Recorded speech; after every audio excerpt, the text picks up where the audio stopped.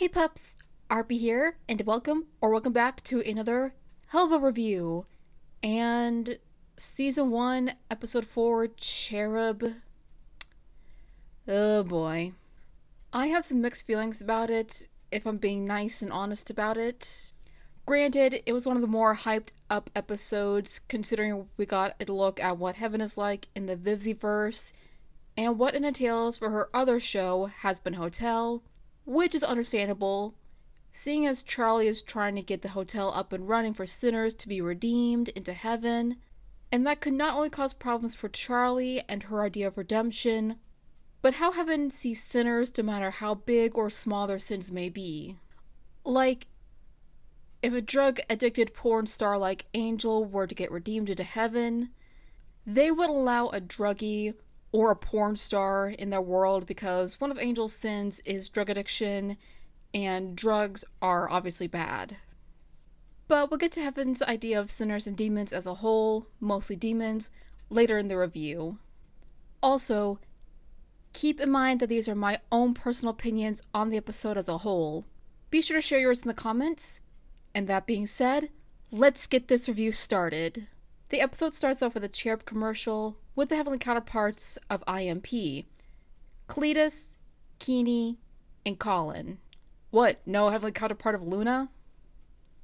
Ah well. Maybe in a future episode where Cherub returns for revenge on IMP. And Blitz is doing some target practice with a bunch of TVs. Dude, there's gotta be a less expensive way to relieve your stress, anger, frustrations, and have your problems solved. Blitz and I should really do a Discord call where we just draw, doodle, talk about the things that piss us off the most, and what we really want to do to them. And that way we'd all have a more financial safe space. Blitz be wasting money on commercials and TVs just to take his anger out on not just Cherub's ad, but also Wally Wackford's as well. You know what? I'm not gonna question it. Also, gotta love some of the references of Betty Boop and Looney Tunes in this episode. And a 666 News reference from the Has-Been pilot. And this is also where we meet IMP's latest client, Loopty-Goopty, also voiced by Brandon Rogers. Now, I love Loopty's design. It kind of gives me the vibes of Professor Namba from Pokemon, Dr. Robotnik from Sonic X, and Dr. Cortex from Crash Bandicoot. But the voice he gave him, it was kind of a reference to one of Brandon's other characters, Blah Blah the Clown. And there's another Blah Blah reference when Blitz dresses up as him for a disguise. And the voice really isn't doing it for me. Sorry, Brandon. I love ya, but the voice kind of doesn't do it for me. Still, he manages to be a funny character overall, which is always a good thing in my book. Apparently, he and his partner Lyle were trapped in an aging machine that was set forward because they forgot to experiment it on the poor. That detail will be important later. And Lyle was the only survivor, and Loopty apparently wants IMP to kill him so he can get to hell with him. Which is kind of concerning because he does say that because Lyle survived, he can get all the credit and money for himself. So IMP heads off to Earth and are about to end off Lyle, only to find out that he's about to, quote unquote, do their job for them. Yeah. Also, he only cares about money. Hello, Dr. Crab's Eggman. And screw his dead partner, money's all that matters. And can we just appreciate that he has a free stock photo of money? Just when the old man's about to end his own life, Cherub comes to the rescue, much to IMP's dismay. So the mission turns into a pro-life versus pro-death, with Cherub showing him nice things like the beauty of nature, childhood joy and wonderment, and the possibility of love and romance, but with IMP ruining it, with Blitz showing off the circle of life, or in this case, the circle of death, pedo Santa, and quote-unquote horny lovers, not even wanting to sleep with a gross, grody old man like Lyle, much to Cherub's frustrations. Finally, when they head to the opera to show the beauty and comfort of art and music, Blitz screws it up by moving the light back and forth until the wire breaks and falls on the lady performing. And this is where Cherub's true colors show, with Cletus saying, "We are saving that shitty old man's life whether he wants it or not," revealing that heaven and its residents don't give a shit about the well-being of humans, only that their job is done and getting attention and praise for doing good things. As for the views of demons, Kinney calls them disgusting, loathsome beasts, and that their kind is nothing but dirt that shitty dead people tread on. Already seeing a huge problem aside from the hotel's residents having relapses in Charlie's plans, but also heaven not accepting redeemed sinners into heaven because of their sins. I get that Lyle isn't the most pure person and IMP was giving them a hard time, but if they were as wholesome and sweet as they seemed, they would have helped Lyle more and maybe ignored IMP if possible. During the Cherub versus IMP fight, Lyle finally sees that life is worth living if demons and angels are fighting over it, and throw in the fact that he's still rich, he no longer craves death, only for that to backfire when Cletus is hit in the face by Blitz's gun, fired accidentally, and a piano falls on Lyle.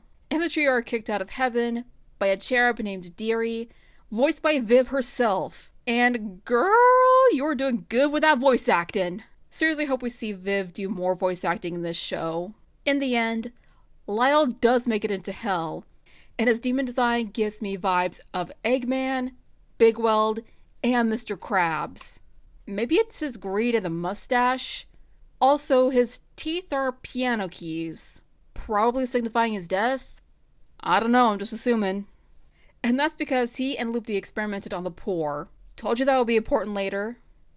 And Wally possibly hires them, and that's pretty much the whole episode. So, what did I think of this episode? Well, let's talk about it for a moment. Finn the Pony already talked about this in his review, which I will link in the description below if you want to check it out. But I'll say it here in my video. Heaven seems like a breeding ground for entitled, rich, jerky perfectionists. So much so to the point they no longer care about each other anymore. As we see from the Viv Deer scene, they already have their idea of demons in hell, not even bothering to see most demons as good people, because characters like Charlie and Moxie are downright kind-hearted people. But they're so wrapped up in their idea of demons and hell that they don't see demons that way. Do I think heaven was always this way? No. I may make a video about that one day. Let me know in the comments if I should. But I don't think it was always that way.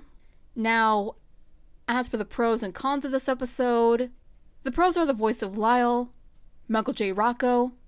Is also the voice actor for all characters from the current Looney Tunes shorts, and storyboard artist as well.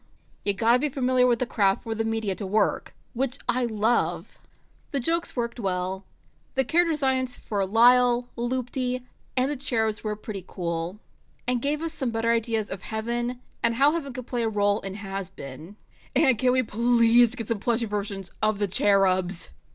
Also, the Looney Tunes references from the opera lady to the cross-dressing, which was familiar in Bugs Bunny cartoons, and the classic slapstick, is what I loved most about this episode.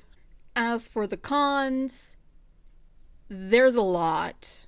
Blue Ribbon 666 explained this in their review of this episode, which I will also link in the description, and some of their points I totally agree with, but here are my opinions of this. In regards to the cons, I'll get to the ones that bug me the most out of the way.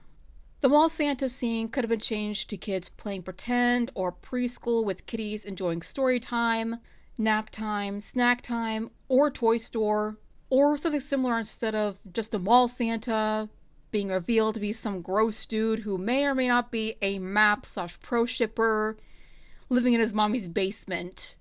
And the opera scene could have been Blitz making the lady tripping and falling, throwing tomatoes and booing at her, fucking up her voice somehow or another, or just using a knife to cut the light instead of just moving it back and forth until the wire snapped. Honestly, those were the ideas I would have gone with.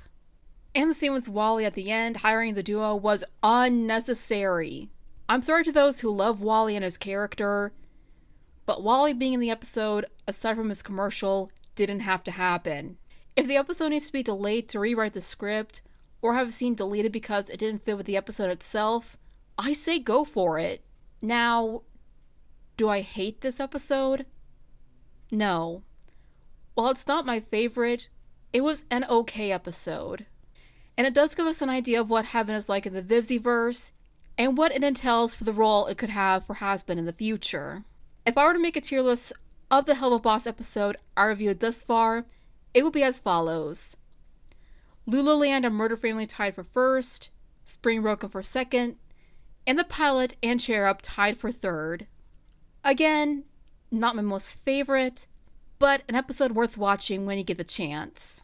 Hope you all enjoyed this review, and I will most definitely be reviewing episode 5 because there's a lot I have to say on it, especially with the character Striker. I'm a simp, and there's no going back on it. Look forward to that when I hopefully get to it, and don't worry. As soon as I'm done reviewing all of Season 1, including Episode 8, I will review all of Season 2 episodes, which are currently 4 at the time of scripting this one, and at the time of recording this, they've already released the Sinzmas finale, so I know I'm very slow. I had a lot of stuff to do over the past years, so sorry. That being said, I'll see you in the next one, pups. Cue the outro. RP is out. Peace! Thank you guys so much for watching this video and for checking out this Hell of a Boss review. If you want to see more videos like this, be sure to let me know in the comments. And don't forget to like and subscribe to join the Pepper Pack today. Sadly, no fan art for today, but if you want your fan art featured, be sure to follow and tag me on all my social links down in the description box below. And big thank you and huge shout out to my $1 patron Picarto. And if you want to support me and the things I do, links to my Patreon page and Ko-fi page will be in the description below as well. Fair warning, my Patreon page contains a lot of 18+ NSFW works, so it's not for the kiddies. But don't worry, all my Ko-fi stuff is 100% safe for work and is for all ages. It's ready to eat for everyone, just like my fists. Sorry, I had to do that just once. And if you're interested in commissioning me, I will have my TOS commission sheet and my PayPal in the description down below. With all that being said and done, I'll see you in the next one, pups. And always remember to stay awesome, strong, and beautiful. And in the words of Markiplier, I will see you in the next video. Bye-bye!